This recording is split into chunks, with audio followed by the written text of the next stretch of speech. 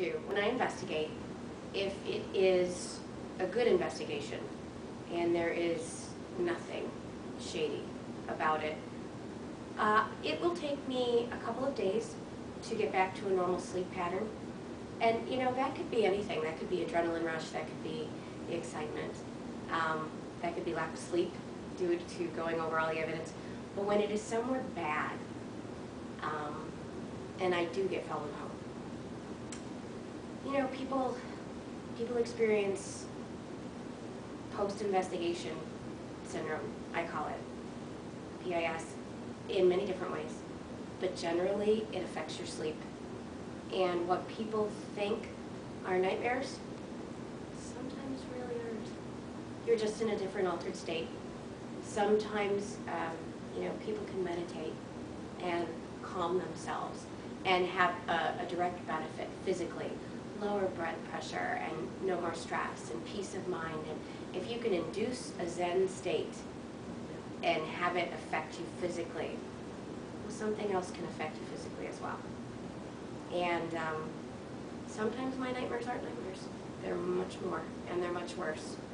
And, you know, a lot of people are going to think that I am completely off my rocker.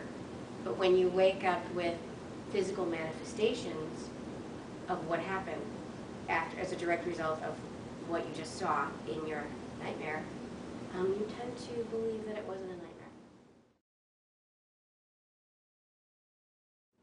Sure. Oh yeah. Hair. It's a big thing with the hair. Pulling of the hair, touching of the hair, blowing of the hair, going, you know, something like that. It's just, I don't know what it is. It's all about the hair for them.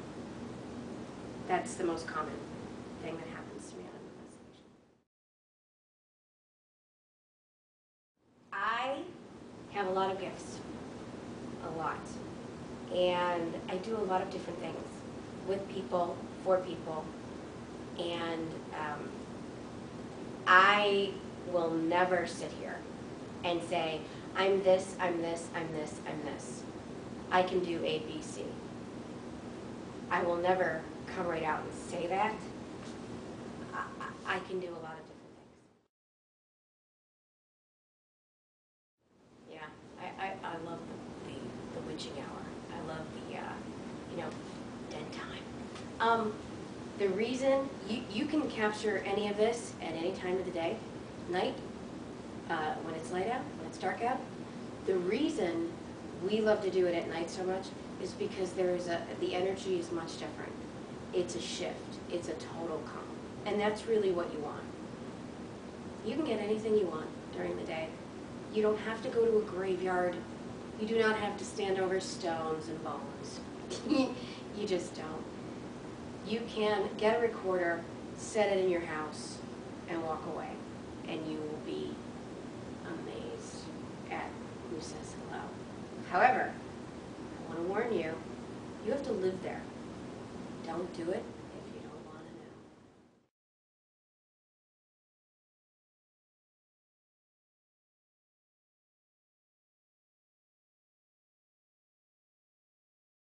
know. Mm-hmm.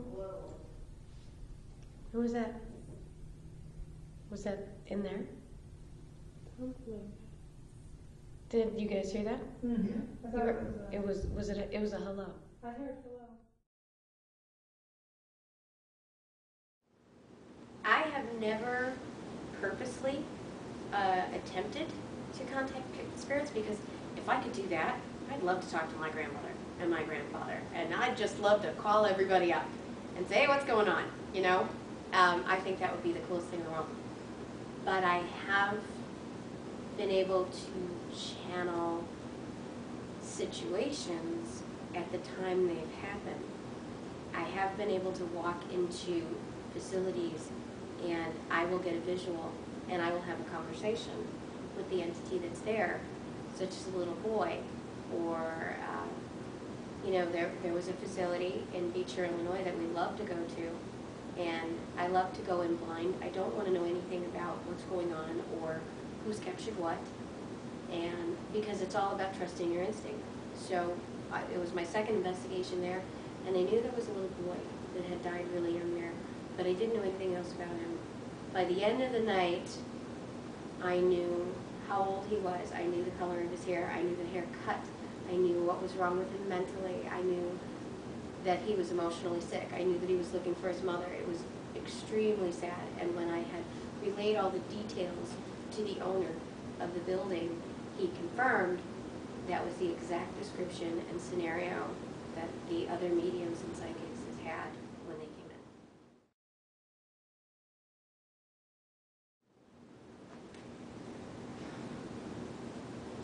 Everybody knows and everybody experiences negative energy on a daily basis. Everybody meets different people all the time. And you can meet somebody and walk away and you'll know if you like them or you don't. I don't like that person. They give me the creeps, or there's something about them, or that's negative energy, period. And everybody experiences it every day, but people think it's different because it's a ghost and it's not. You can have bad spirits. And chances are, if it's an intelligent person, they're no different in death than they are in life. A bad person is a bad person. Everything is not kitties and rainbows and happy, happy. Some people die pretty pissed off. I've been called names, I've had things thrown at me, cursing on the other side is the same as cursing while you're alive. Sure, absolutely. They take up residence in the house for whatever reason. Any ghost, they may have an affinity towards the home or an object in the home. It could be a comb you found at a garage sale. It could be anything. It could have been a previous owner in a different part of the house, The number one question I ask all of my private homeowners is, the first thing that comes out of my mouth is, are you doing any construction? And 99% of the time they say yes. We remodeled the bathroom, we remodeled the kitchen, we put an addition on, we just had a new baby and had new people. There's always construction going on. And for some reason, the paranormal realm does not like things changed, period. And that always stirs up activity. It's a strange coincidence that I don't think is a coincidence at all. I don't believe in coincidence. Everything happens for a reason.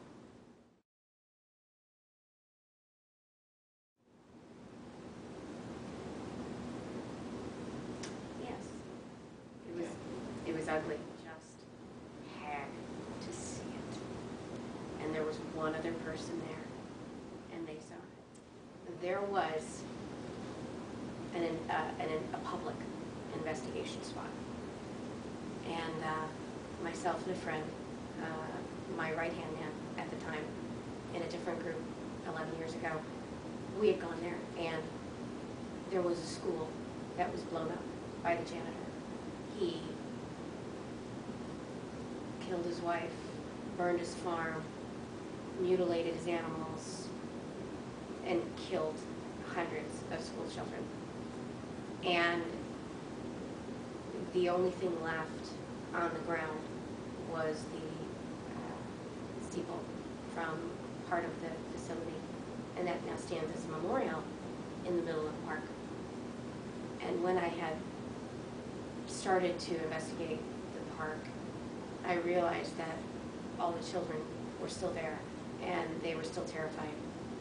And the entity itself liked to hide in the steeple. And as information and awareness grew, more groups headed to this location. And that just stirred everything up. And of course, he was an intelligent entity and didn't like me very much. And we were in the park at 2 o'clock in the afternoon on a 70-degree day. And I was in crop pants, just, flip-flops, crop pants, walking around, talking to him, baiting him, really, because he was our equipment instantly died. And I felt a warm, wet sensation go down my leg.